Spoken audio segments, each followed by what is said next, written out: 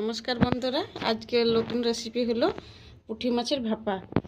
এই যে বন্ধুরা, পুঁটি মাছের ভাপার জন্য দিয়ে দেবো আদা, সর্ষে আর জিরে আর ধনে আর শুকনো কাঁচা লঙ্কা দিয়ে দেবো। এই যে বন্ধুরা, মশলা বাটানো হয়ে গেছে, পেঁয়াজ বেটে নিয়েছি, এবার তুলে নেব।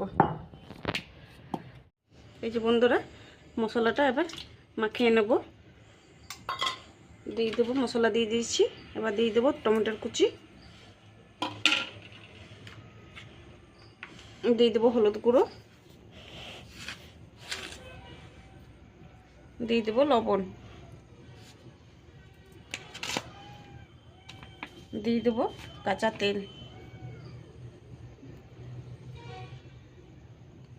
কিছুক্ষণের জন্য মাখিয়ে রেখে দেবো 10 মিনিটের জন্য।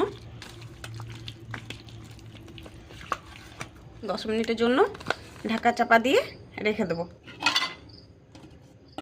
এই যে কড়াই গরম হয়ে গেছে, এবার তেল দিয়ে দেবো অল্প, কালো জিরে দিয়ে দেবো, দিয়ে দেবো দুটো শুকনো লঙ্কা,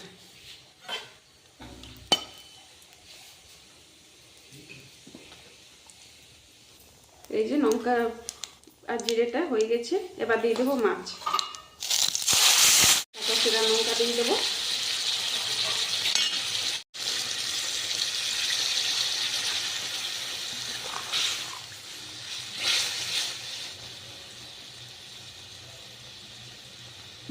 দেবো ধনিয়া পাতা কুচি,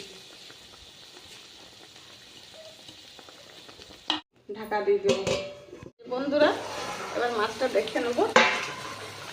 মাছটা হয়ে গেছে, পুঁটি মাছের ভাপা, এবার নামিয়ে নেব।